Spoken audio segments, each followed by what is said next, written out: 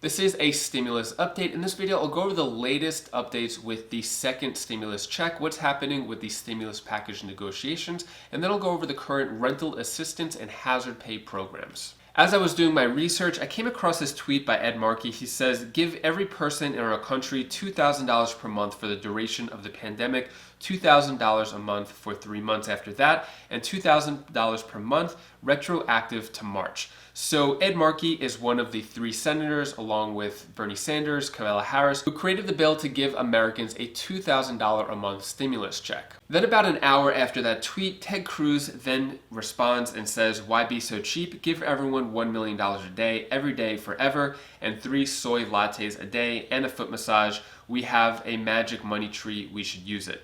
Then maybe 10 minutes later, Ed Markey responds, it's not a joke, Ted. Millions of families are facing hunger, the threat of eviction, and the loss of their health care during a pandemic that is worsening every day. Get real. And Ted Cruz did not respond to that. So I'm really curious, what do you think about this Twitter exchange? Let me know down in the comments below. This Twitter argument represents the bigger picture of what's happening with the stimulus negotiations between Republicans and Democrats. The Democrats want to give Americans a lot of money. The Republicans don't want to give as much money. This Twitter exchange is also a great segue to start talking about what's happening with the second stimulus check. So does President Trump's executive order mean there's no $1,200 stimulus check coming? Why hasn't the second stimulus check happened yet? Why didn't President Trump include a second stimulus check in his executive orders? Let me get into the second stimulus check right now. Really quick, let me just fill you in on what's going on. So the past 2 weeks, Republicans and Democrats, just between 4 negotiators, they negotiated for weeks on the next stimulus package. They could not come to an agreement. Therefore, President Trump steps in and he has 4 executive orders. In past videos, I've gone over these 4 executive orders in great detail, so I'm not going to get into detail in this one. I just want to talk about the latest updates. Initially, when President Trump presented these executive orders, the Democrats said that it wasn't legal and that they were going to challenge it. Now the Democrats have officially stepped back and they said we're not going to challenge it because the way the narrative works out, President Trump comes and presents these executive orders to help out the American people. Then the Democrats are trying to challenge or block it. Then it makes the Democrats look like the bad guys. So the Democrats are just going to wait and see what happens with these executive orders. And if they have to step in, then they're going to have smaller private parties or the states come in. As of today, there has been no official action taken with these executive actions. They're just put out there, and I guess they're working on the details before they start putting this in motion. And now the big question is President Trump's executive orders enough for the American people? And does that mean we're not going to get a second stimulus check now? No, that is not the case. Both the Republicans and Democrats still want to negotiate on the second stimulus package, and the second stimulus check of $1,200 is included in that package, and they both agree on that part. Both Republicans and Democrats agree that the country needs a lot more help and there's a lot more aid that is needed for the American people. As Stephen Mnuchin has said throughout the negotiation talks, that they agree on the majority of the issues. One of the 2 issues is just state and local funding. Democrats want $900 billion or $915 billion, and the Republicans went up from 0 to $150 billion. So it's that gap that they need to close in order for the stimulus package to go forward. Before moving forward, I just wanted to clear up some confusion. So Sue's MC says the eviction moratorium is null and void then. At this time, from the first CARES Act, the eviction moratorium expired in July. Now, President Trump's executive order on eviction doesn't do anything. It doesn't extend the moratorium, and I just want to clear up some confusion because I've been getting a lot of comments on this. If you weren't aware, America is on the verge of an eviction crisis, and there's around 40 million Americans who are on the verge of being evicted from their homes. So yesterday, President Trump at a press conference was asked about the evictions, and he said that we are not allowing that to happen. And then he says, we are stopping evictions. Now, the only issue here is that his executive order does not ban evictions, and it doesn't provide any money or any rental relief to people who could be evicted. The CEO of the National Low Income Housing Coalition said that this executive order is reckless and harmful, offering false hope and risking increased confusion and chaos at a time when renters need assurance that they will not be kicked out of their homes during the pandemic. Let me know down in the comments below, what do you think about the executive order on evictions? Is this helping the people or hurting the people? Let me know what you think down in the comments below. And if you're curious about any rental assistance programs in your area, I'll I'll go over that later on in the video, and I'm also going to provide a free resource of how you could check in your area. Back to the second stimulus check. So yesterday on Fox News, Mitch McConnell said the American people are sick of the stalemate. I think it's time for everybody to get back to the table and let's get a deal done.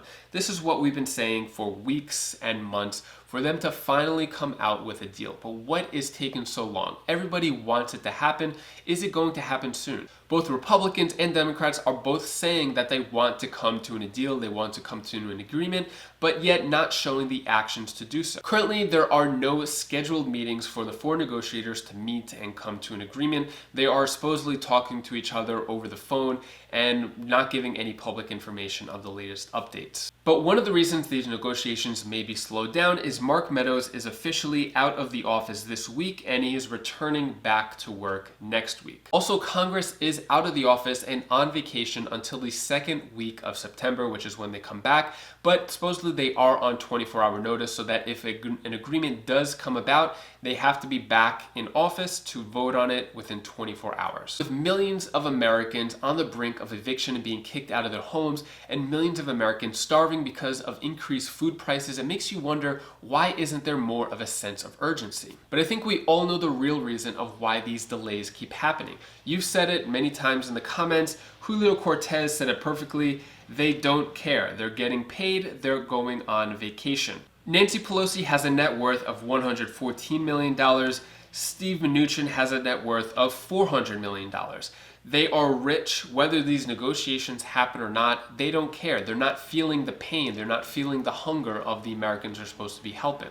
Whether the stimulus package happens or not, every day they get to go home to their nice big house, a refrigerator filled with food, and they don't have to worry about any bills. And I'm sure with that much money, none of their family members have to suffer, or anyone even that they know has to suffer. So not only are they not suffering, but everyone around them in their bubble is rich as well. Unless their salaries are cut or they're forced to live like the millions of struggling Americans, they're probably not going to have any sense of urgency to get something done. In other recent news, Russia just announced yesterday that they came out with a vaccine for COVID. President Vladimir Putin said that he tried it on his daughter and everything was okay. The big question here is it safe?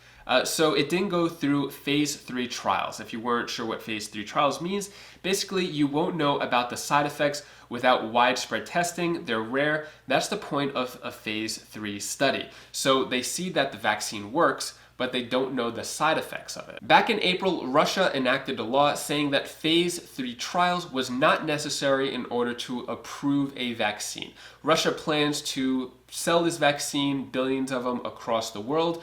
But my big question is, would you take this Russian vaccine? Let me know down in the comments below. Is it safe? Is it not safe? In terms of COVID, it looks like that the numbers are back on the decline. So yesterday was the lowest that we've seen in a month. It was 40,000 cases. So we're on a roller coaster. We hit our highest peak and now we are declining, which could be good news for the economy. Hopefully things will open up again. Next, let's talk about hazard pay. I've been getting a lot of questions of whether or not people are going to receive hazard pay. So in terms of federally, hazard pay is not happening now just because there is no stimulus package decided on yet. But there are a lot of states, cities, counties that are offering their own hazard pay programs. For example, in Roanoke County, public safety employees are going to receive hazard pay. So the way they're doing it is full-time employees are getting a one-time payment of $2,000. Part-time employees are going to get $1,000. And then in the city of Dunwoody in Georgia, they're allocating $5.6 million in total. And then a portion of that, where is it? 500,000 is going to be for hazard pay. So there's a lot of examples like this where smaller counties and towns are offering their own hazard pay programs. I have a spreadsheet here that goes over all the hazard pay programs that I find in research, as well as the rental assistance programs. It's completely free. There's a link down in the description below, which brings me to our next segment, which is about rental assistance programs. Benjamin Davis asks, how about Tucson, Arizona? So Arizona as a whole, they are extending the eviction protection until October 31st, and they are giving $650,000 statewide in rental assistance. And if you want me to look up your place of residence for any programs going on, put that down in the comments below and I might feature it in a future video. This comment comes from Carlos McDonald. Is there any rental assistance in Illinois? Yes, so Governor Pritzker announces a rental assistance program that's going to allocate $150 million, and applicants could get a one-time grant of $5,000, which would go directly to the landlord. Next comment comes from Nunus Debon. Is there any rental assistance program in Miramar, Florida? Yes, so I believe Miramar is part of Brevard County, and they have a rental assistance program. They're going to allocate $4.4 million that's going to go towards helping rental assistance. And if you want to get 2 free stocks, you can sign up through Webull down in the description below. For a 3rd free stock, you can sign up through Robinhood. And if you want to learn the 5 basics to get started with investing, you could click this video right over here. It's on my 2nd channel, Wise Sense, which teaches wise money tips to build a wealthy future. So we talk about making money, saving money, investing money. You could click that video now and visit the channel. Or if you want more second stimulus check updates, you could click this playlist down over here, and I'll see you in the next video. Take care, be safe. Thank you for watching.